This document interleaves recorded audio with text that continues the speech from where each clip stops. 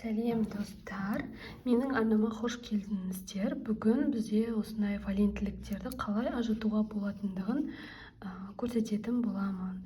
Осы видеоны соңына дейін көріңіздер. Яғни бізде осындай Менделеев кестесі біздің қосымшалық ақпарат деп айтқан болатынбыз. Яғни осындай Менделеев кестесі болатын болса, сіз оңай валентілікті анықтай аласыз. Бізде көбіне металдарда өзі бар жоғы 22 металл бар. Металдарда негізгі А топшасындағы элементтердің барлығы олар тұрақты валентілікті көрсетеді. Металдарда да Б металдарда барлық Б топшасы, яғни қосымша Б топындағы элементтер, мысалы купрум, аргентум, аурум, цинк, кадмий деген сияқты қосымша топ элементтердің барлығы бізде негізінен айнымалы валентілікті көрсетеді. Немесе сол айнымалы валентілікке ие болып табылады. Металдарда негізгі А топшаның элементтерінің олардың валентіліктері топ нөміріне сәйкес келеді. Мысалы калий элементінің топ нөмірі бірінші топта орналасқан, яғни оның валентілігі бірге тең. Сонымен қатар бейметалдарда көбіне жоғары және төменгі валентіліктер болады. Ең жоғарысы әрине ол бізде 8-ге, өйткені бізде 8 топ бар. Сондықтан да жоғары валентілік әрқашан 8-ге тең болады, ал ең кіші валентілік 2, 1 деген сияқты ең төменгі валентіліктер болып табылады.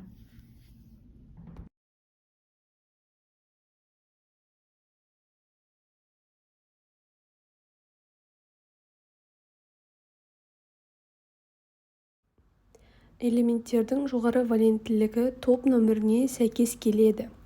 Мысалы, фосфор элементін айтатын болсақ, фосфор айнымалы валентілікке ие, яғни 3 валентті және 5 валентті болады. Яғни оның ең жоғары валентілігі 5-ге тең, өйткені ол топ нөмірі бойынша 5-ші топта орналасқан. Сондықтан да ең жоғары валентілігі 5 болады. Яғни бізде фосфор 7 бола алмайды, 8 бола алмайды. Яғни оның тобына байланысты болады. Яғни қай топта орналасқан, сол ең жоғары валентілікті көрсетеді. Ал енді мына суретте көрсетілген бойынша біз валентіліктерді оқып шығатын боламын. Бірінші бұл сутек, яғни сутек әрқашан бір валентілікке ие. Мысалы ретінде мынадай қосылысы H фтор берілген. Екінші гелий. Гелий 8-ші топта орналасқан, яғни ол ешқандай затпен әрекетке түспейді, яғни реакцияға түспейді. Сондықтан да оның валентілігі жоқ болып есептенеді, яғни оның сыртқы қабаты толығымен аяқталған, ешқандай реакция жүрмейді. Яғни 8-ші топтың барлық элементтері, яғни асыл газдар дейміз, бекзат газдар деп айтамыз, олар ешқандай затпен реакцияға түспейді. Химиялық реакция жүрмейді, өйткені соңғы қабаттары аяқталған. Одан кейін литий әрқашан бір валентті металл, қосылысы ретінде литий 2O. Одан кейін бериллий 2 валентке ие, бұл да тұрақты. Бериллий H2 деген қосылысы берілген. Одан кейін бор әрқашан 3 валентке тең, римдік цифрмен көрсетілген. Және мысал ретінде бор хлор 3 қосылысы көрсетілген. Көміртек бізде 4 валентті және 2 валентті бола алады. Және оның қосылыстары CO2, CH4 деген қосылыстары көрсетілген. Азот N. Азот бізде 1 валентті, 2 валентті, 3 валентті және 4 валентті бола алады. Яғни көріп отырғандарыңыздай осындай 3-4 валенттер көрсетілген болса, бұл айнымалы валенттілер. Яғни осындай әртүрлі валентілікке ие бола алады екен. Мысал ретінде NH3 қосылысы. Бұл жерде яғни 3 валентті қосылысы көрсетілген. Одан кейін оттек әрқашан 2 валентті болады дедік. Яғни оның қосылыстары H2O, барий O. Одан кейін фтор бізде әрқашан 1 валентті. Ол тұрақты. Оның қосылысы H фтор. Одан кейін неонда валенттілік жоқ деп есептелінеді, өйткені 8-ші топта орналасқан. Бағана айтып өткеніміздей, химиялық реакция жүрмейді. Натрий металы әрқашан бір валенттілікке ие, оның қосылысы натрий 2O деп мысал ретінде көрсетілген. Магнийда 2 валенттілікке ие, бұл да тұрақты. Магний хлор 2. Одан кейін алюминий әрқашан 3 валенттілікке ие. Алюминий 2O3 қосылысы көрсетілген. Силициум, кремний әрқашан 4 валенттілікке ие. Силициум O2, силициум хлор 4. Одан кейін фосфор бізде 3 валентті бола алады және 5 валентті, яғни бұл айнымалы валенттіліктерге жатады, яғни 2 түрлі валенттілікті көрсете алады. Мысал ретінде қосылыстары PH3, P2, O5. Күкірт бізде 6 валентті, 4 валентті және 2 валентті бола алады, яғни айнымалы валенттіліктерге ие. H2S, SO3 деген қосылыстары көрсетілген.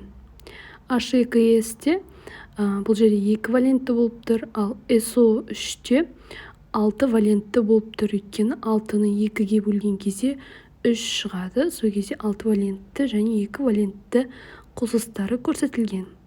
Хлор элементі 1, 3, 5 және 7 валентті бола алады. Бұл жердегі яғни ең жоғары валенттілік 7. Өйткені хлордың өзі 7-ші топта орналасқан. Қосылыстары H хлор фтор 3. Аргон элементінің валенттілігі жоқ болып есептелінеді және қосылыстары да жоқ. Калий әрқашан 1 валенттілік көрсетеді және оның қосылысы калий бром. Кальций элементі 2 валенттілікті көрсетеді, тұрақты. Кальций H2 көрсетілген. Скандий әрқашан 3 валентті. Скандий 2S3. Титан 2, 3, 4 валентті бола алады және оның қосылыстары титан 2O3, титан H4. Ванадий 2, 3, 4, 5 валентті көрсетеді, яғни бұлардың барлығы айнымалы валенттіліктер, өйткені 2-ден көп валенттілікті көрсетіп тұр. Ванадий фтор 5, ванадий 2O3 қосылыстары көрсетілген. Одан кейін хром бізде 2 валентті, 3 валентті және 6 валентті бола алады. Бұл да айнымалы валенттілікті көрсетеді. Хром хлор 2, хром O3. Марганец бізде 2, 3, 4, 6, 7 валенттіліктерді көрсетеді. Және сәйкесінше оның қосылыстары да өте көп, яғни қанша көп валенттілік болған сайын неше түрлі қосылыстар пайда болады. Мысал ретінде марганец 2, O7, марганец 2, SO4, 3 еселенген. Феррум яғни темір 2 валентті және 3 валентті бола алады. Феррум S4, феррум бром 3. Кобальт элементі 2 және 3 валентті бола алады. Кобальт йод 2, кобальт 2 S3. Никель элементі 2, 3, 4 валентті бола алады. Қосылыстары никель S, никель CO4. Купрум яғни мыс 1 валентті және 2 валентті бола алады екен, яғни айнымалы валенттіліктер. Купрум S, купрум 2O. Цинк яғни мырыш элементі 2 валенттілікті көрсетеді, бұл тұрақты. Цинк хлор 2. Одан кейін галлий 3 валенттілікке ие, галлий OH3. Германий 2 және 4 валенттілікке ие, германий бром 4, германий OH2. Мышьяк бізде 3 валентті және 5 валентті бола алады, және қосылыстарына мысал ретінде мышьяк 2, S5, H3, мышьяк O4. Цирконий, ниобий, молибден, технеций, рутений, родий. Яғни осы элементтердің барлығы айнымалы валенттіліктерге ие екенін көруге болады.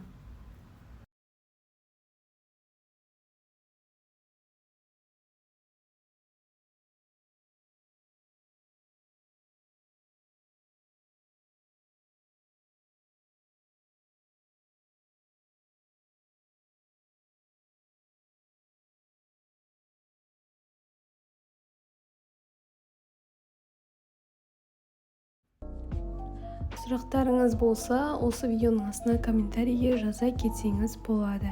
Және де осы видеоны өздеріңіздің достарыңызбен бөлісуді ұмытпаңыздар. Келесі видеода кездескенше.